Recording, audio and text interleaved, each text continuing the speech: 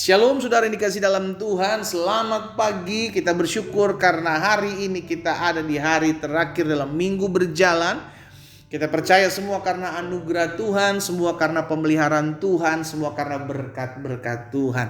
Itu sebabnya melalui program Bible and Coffee ini saya juga kembali mengingatkan setiap kita untuk ayo mulai hari ini bersama dengan firman Tuhan. Karena kita percaya langit dan bumi akan berlalu, tetapi firman Tuhan tinggal tetap. Tuhan Yesus sendiri katakan, carilah kerajaan Allah serta kebenaran terlebih dahulu, maka semuanya akan ditambahkannya kepadamu. Saudara dikasih dalam Tuhan, saya juga mengajak setiap umat Tuhan yang sudah diberkati melalui program Bible and Coffee ini, ayo jadi berkat. Bagikan kembali renungan singkat ini, sehingga ada banyak umat Tuhan juga boleh turut dikuatkan, diteguhkan imannya, diingatkan bahwa masih ada Tuhan, berarti masih ada mujizat dalam kehidupan kita. Kita akan kembali merenungkan firman Tuhan. Kita berdoa, kita datang kepada Tuhan.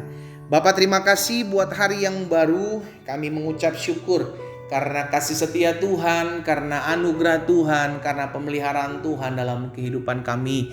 Kami sadar betul di luar Tuhan kami tidak bisa buat apa-apa. Tuhanlah yang memampukan kami, Tuhanlah yang menolong kami untuk kami melewati setiap masalah dan pergumulan hidup kami.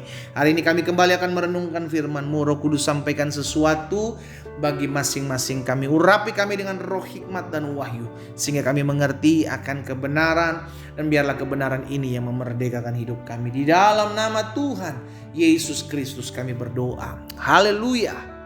Amin. Saudara dikasih dalam Tuhan, ada satu perkataan Daud yang saya mau sampaikan buat setiap kita. Tatkala Daud diperhadapkan dengan satu keadaan, maka dia memutuskan. Maka keputusan inilah yang selalu yang kita akan pelajari pada hari ini, saudara dikasih dalam Tuhan. Dalam 2 Samuel pasal 15. 2 Samuel pasal 15 ayat yang ke-14. Tatkala Absalom, anak Daud, berusaha mengambil kedudukan Daud sebagai seorang raja, apa yang Daud lakukan? Nah, kita lihat dalam 2 Samuel 15 ayat 14 ini. Kemudian berbicaralah Daud kepada semua pegawainya yang ada bersama-sama dengan dia di Yerusalem. Bersiaplah, marilah kita berperang melawan Absalom. No, saudaraku, Daud tidak bilang seperti itu. Yang Daud bilang apa? Bersiaplah, marilah kita apa? Melarikan diri. Mungkin orang bilang, wah pengecut. Anak buah Daud bilang, masa Daud mengizinkan anaknya mengambil tahta kedudukannya? Daud, ayo bos, lawan bos, ya kan? Tapi Daud punya pemahaman yang berbeda dari kebanyakan orang. Inilah yang akan kita lihat, saudara yang kasih dalam Tuhan. Berbicara Daud kepada semua pegawainya yang ada bersama-sama dengan dia di Yerusalem. Bersiaplah, marilah kita melarikan diri. Jadi siapnya bukan untuk siap berperang. Siapnya bukan bersiap untuk mengadakan pembalasan, tapi bersiap untuk melarikan diri. Bersiap untuk mundur, saudara dikasih dalam Tuhan. Bersiap untuk mengalah. Sebab jangan-jangan kita tidak akan luput dari Absalom. Pergilah dengan segera supaya ia jangan dapat lekas menyusul kita dan mendatangkan celaka atas kita dan memukul kota ini dengan mata pedang. Saudara dikasih dalam Tuhan, Daud diperhadapkan dengan keadaan. Daud bisa membalas. Posisi dia saat itu sedang menjadi raja yang resmi, iya kan?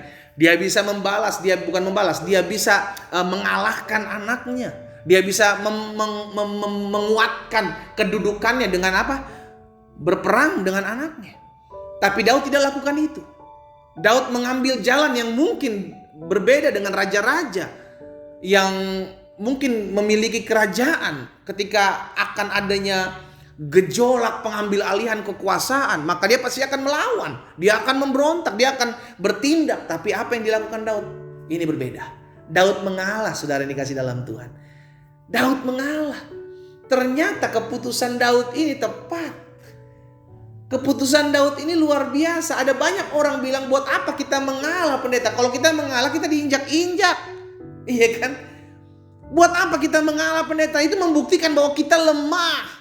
Hei, itu ajaran dunia.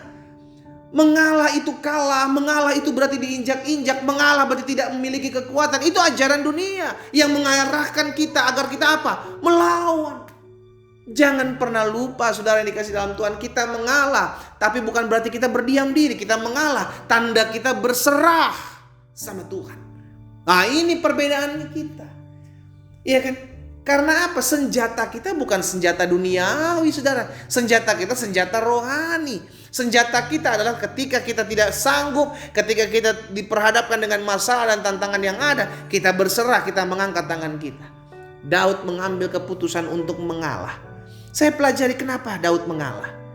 Nah ini yang harus kita lakukan juga saudara yang dikasih dalam Tuhan. Kenapa kita harus mengalah? Karena yang pertama, dengan mengalah kita sedang mengizinkan Tuhan yang bertindak. Mengalah bukan berarti ya udahlah biarinlah. No, mengalah karena kita sedang berperang dalam dunia roh. Daud mengalah karena Daud tahu Allah adil. Daud mengalah karena Daud tahu pembalasan adalah hak Tuhan. Itu sebabnya ketika dia memiliki kesempatan untuk membunuh Saul, Daud tidak pakai kesempatan itu. Daud cuma berteriak dari luar kepada Saul, Allah yang menjadi hakim atas kita. Karena Daud sadar, saudara yang dikasih dalam Tuhan, bahwa ketika kita mengalah, kita sedang mengizinkan Tuhan yang bertindak hari ini. Kalau engkau sedang dirugikan, kalau engkau sedang mengalami fitnahan, gak usah membela diri. Gak usah bela diri, sudah dikasih dalam Tuhan. Jangan membalas. Tetap diam, tetap tenang. Biar Tuhan yang bertindak. Tuhan tidak buta, Tuhan tidak lalai. Tuhan tahu siapa yang tertindas. Tuhan tahu orang-orang yang merendahkan dirinya, merendahkan hatinya, butuh pertolongan Dia. Haleluya. Ya, jadi yang pertama kenapa kita harus mengalah? Karena dengan mengalah kita sedang mengizinkan Tuhan berperkara, bertindak, melakukan pembalasan dalam kehidupan kita. Nggak usah ngotorin tangan kita saudara. Biarkan Tuhan berperkara. Iya kan? Yang kedua, saya pelajari kenapa kita harus mengalah. Karena dengan mengalah kita tidak membuka celah. Kita tidak membuka kesempatan untuk iblis menghancurkan hubungan kita dengan sesama. Yang iblis mau sesama manusia saling sikut. Yang iblis mau sesama manusia saling serang. Yang iblis mau sesama manusia saling dengki. Tapi Alkitab mengajarkan kepada setiap kita, perjuangan kita, peperangan kita bukan melawan darah dan daging. Katakan amin. Iya kan?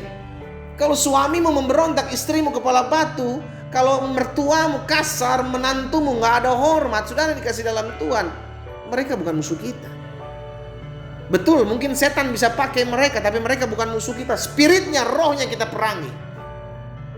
Tapi kalau peperangan roh, jelas bukan pakai fisik dong. Iya kan? Jadi yang kedua, kenapa kita harus mengalah? Karena dengan mengalah kita tidak membuka celah untuk iblis. Kita tidak membuka kesempatan untuk iblis menghancurkan hubungan kita dengan sesama. Daud menyadari hal ini. Kalau saya berperang dengan Absalom, anak saya sendiri, maka hubungan anak dengan orang tua akan hancur. Tapi Daud berserah. Daud memilih untuk mundur. Saudara yang dikasih dalam Tuhan, Daud memilih untuk mundur dan membiarkan Absalom melakukan apa yang dia kendaki. Kita pun harus seperti ini. Belajar untuk tidak merusak hubungan kita dengan manusia. Oleh karena apa? Karena kita berpikir kita bisa membalas. Jangan. Biarlah kita berusaha tetap terus untuk mendatangkan kedamaian. Dimanapun Tuhan tempatkan saudara dan saya, ayo jadi pembawa-pembawa damai. Karena Tuhan Yesus bilang, berbahagialah mereka yang membawa damai. Karena mereka akan disebut anak-anak Allah. Yang ketiga, kenapa kita harus mengalah? Karena dengan mengalah membuktikan bahwa kita adalah manusia rohani. Ya, kita sudah dewasa. Jadi orang yang bisa mengalah adalah orang yang dewasa. Orang yang gak bisa mengalah adalah orang yang kanak-kanakan. Rasul Paulus bilang dalam 1 Korintus 3 ayat yang ketiga, karena kamu masih manusia duniawi. Sebab jika di antara kamu ada iri hati, ada perselisihan, bukankah hal itu menunjukkan bahwa kamu manusia duniawi dan kamu hidup secara manusiawi? Jadi orang-orang yang masih melakukan perselisihan, ada masalah dikit, berselisih, bersetegang gitu kan, iri hati gitu kan, itu jelas orang-orang duniawi, saudara. Alkitab katakan manusia duniawi. Susulah makananmu. Gak bisa kasih makanan keras. Tapi orang yang hebat bukan orang yang memiliki segala sesuatu. Orang yang hebat bukanlah orang yang bisa melakukan segala sesuatu. Orang yang hebat adalah orang yang mampu untuk mengalah. Iya, dia mengalah. Dia mengambil keputusan. Dia bisa membalas, tapi dia tetap mengambil keputusan untuk mengalah. Suami-suami, belajar mengalah. Istri-istri, belajar mengalah. Orang-orang muda, engkau disikut, pacarmu diambil, belajar mengalah. Berarti itu yang terbaik. Engkau akan diberikan yang lebih baik daripada yang sekarang kau miliki. Belajar mengalah. Karena itu saudara dikasih dalam Tuhan, hari ini kita diingatkan firman Tuhan. Kita mengalah bukan karena kita kalah. Justru karena kita mengalah, kita sedang mengizinkan sorga turun tangan, sorga campur tangan dalam kehidupan kita. Kita berdoa, kita datang kepada Tuhan. Bapa, terima kasih buat anugerah-Mu. Terima kasih buat kasih setia Tuhan dalam kehidupan kami. Kami bersyukur karena hari ini kami diingatkan. Apapun yang kami hadapi, kami tahu peperangan perjuangan kami bukan melawan darah dan daging. Kami tahu kalau kami diberikan kesempatan untuk mengalah, maka kami harus mengambil keputusan untuk mengalah. Karena kami tahu ketika kami mengalah, kami mengizinkan Tuhan bertindak. Ketika kami mengalah, kami tidak membuka kesempatan untuk iblis menghancurkan hubungan kami sesama manusia. Ketika kami mengalah, kami menjadi orang-orang yang sudah dewasa secara rohani. Hamba berdoa biar firman termaterai dalam hati kami. Kami diberikan kemampuan untuk mengalah menghadapi apapun. Hamba juga berdoa buat yang sakit, ya Allah. Di dalam nama Yesus Tuhan jamah dan sembuhkan. Tuhan pulihkan.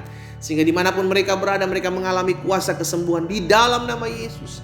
Bahkan mereka yang membutuhkan pertolongan Tuhan, ada jalan keluar dari Tuhan. Di dalam nama Tuhan Yesus kami berdoa. Haleluya. Amin. Kita nikmati kopi kita, saudara. Haleluya. Belajar untuk mengalah. Siapapun lawan kita, ingat, kita angkat tangan kita. Tanda kita berserah.